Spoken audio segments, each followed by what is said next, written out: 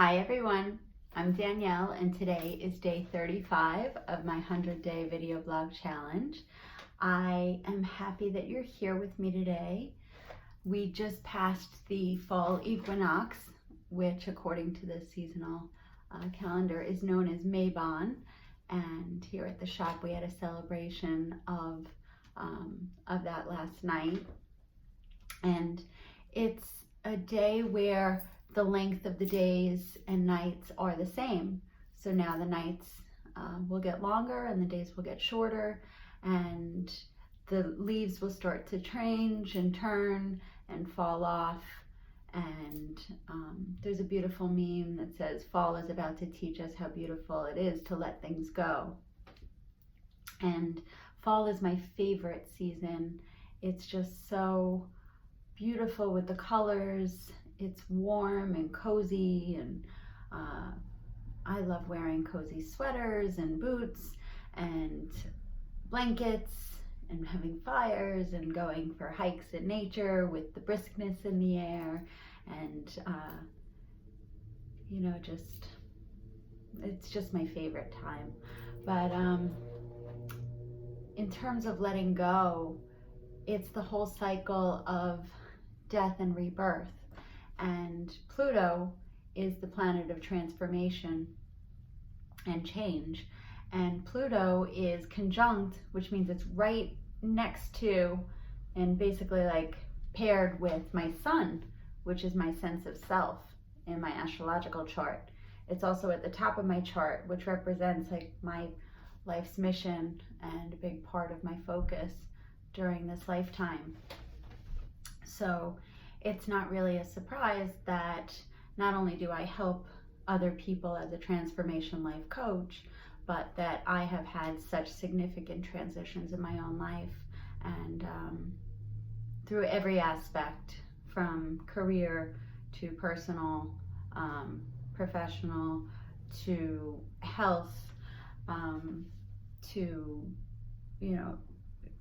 growing up in a highly active alcoholic society and community of family and friends, to deciding to lead a sober life, which I absolutely love, and I never knew I would love it, to leaving a corporate career that I worked in and I was very good at for over 20 years, to pursue a brand new entrepreneurial career of being a healer and a metaphysical practitioner and shop owner, and creating this beautiful community center for healing and learning and growth, and celebrating all things metaphysical that go beyond Western understanding. So using and celebrating tarot and astrology and soul plans and guided meditations and past life regressions,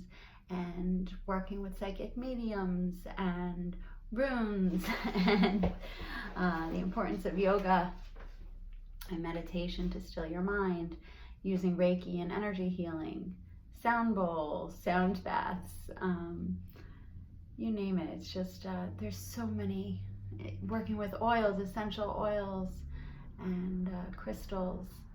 So there's so many different ways that people can find healing and relief and beauty in life through using natural remedies that have been harnessed for thousands and thousands of years. And at that time, people weren't being bombarded with all of the technology, so I think there was a much more heightened sensitivity to energy and to utilizing our own humans' ability to sense the subtle energies and work with them. Acupuncture and using herbs and medicine like the elders did in all of the indigenous tribes and in cultures and civilizations throughout time around the world. So in terms of transformation and change, I'll just bring it back to that.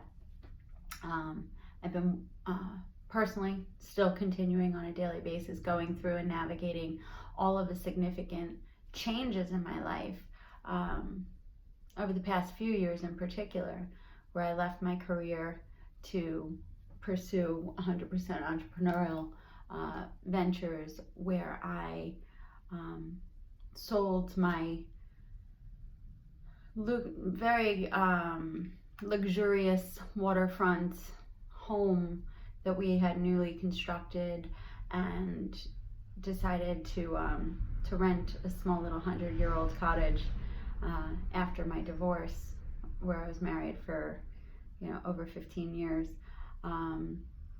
adjusting to single parenthood and co-parenting. That's a big major transition too.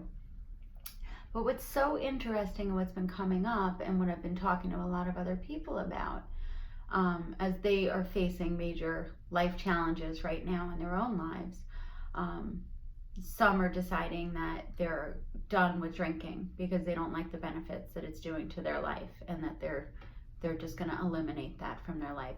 Other people are transitioning and making major career changes. Other people that I've been talking with are, going through decisions to separate from their spouse, and how do they navigate that, and how will they get beyond that, and how do they fully support the children during those transitions. And with that is a lot of accompanying fear. There's another friend that is facing relocation, and then there's fear of the unknown there. But as I look back and I contemplate everything that happened in my life, usually those major life changes were predicated on the fact that I just could not bear the pain anymore of the conditions I was living in. So I tolerated it, I dealt with it, I faced it until it just became too much to bear. And that's the case in anybody's change. Because if things are all great and easy and hunky-dory and no big deal and everything's fine, it's easy to ignore. It's easy to say, yeah, everything's great. Sure. Because there's no irritant there. There's nothing that's truly pressing you to say, wake up. There's more to life for you. There's a better way. Usually, change, transformative, massive change, is accompanied by pain and massive discomfort, or a massive scare. It could be a health scare. You may get a bad health report, and you're like, oh my God, my cholesterol is what? Or, oh my God, I'm at risk for this condition, so that will spawn and spark transformative change. But until the pain gets to such a point that it's going to spawn dramatic shifts of action, that's how people stay stuck. So there are things that you can do to identify a path that you're going down. And if you hold a lantern up, you can see what direction you're heading in. So if you don't like the direction that you're heading in down that line, you don't have to suffer the severe consequences of that ending demise before you make change. But you should think about, do a little inventory check across my life. Are these different facets of my life heading in the direction that I wish to see myself 5 years from now, 1 year from now, 20 years from now? Is this the relationship that I want? Are these the dynamics of the relationship that I want?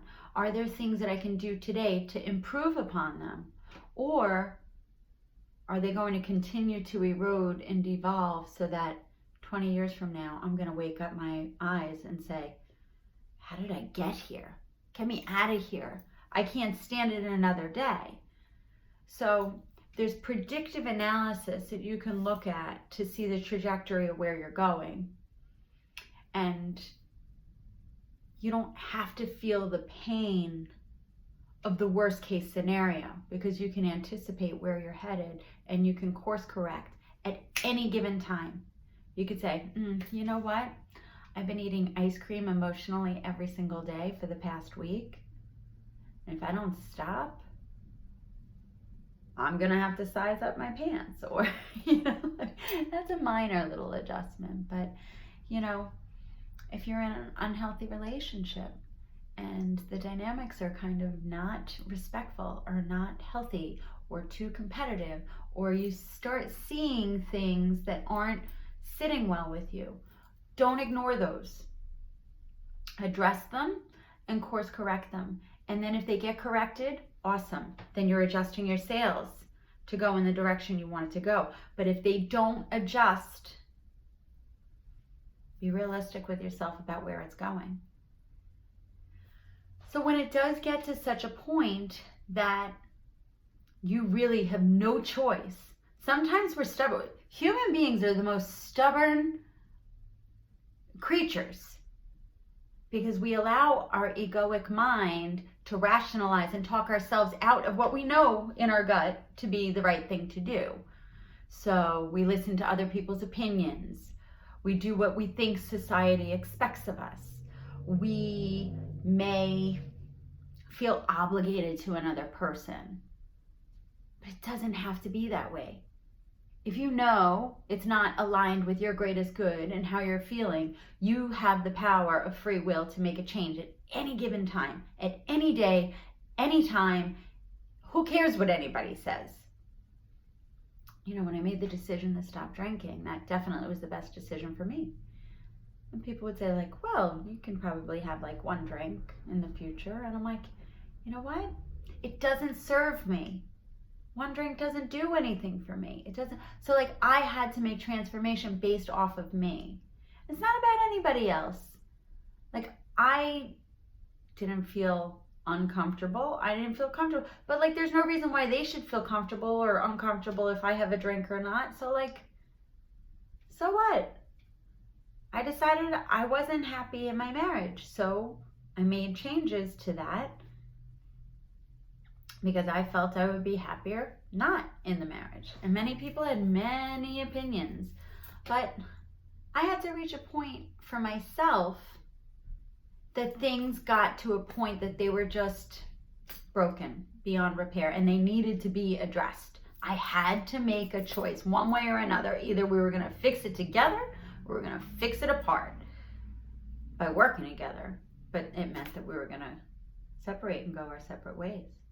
Because at that point, it was so broken, it would have been a new relationship together or a new relationship apart. So when people reach a crossroads, it's the Two of Swords in tarot. The swords like this.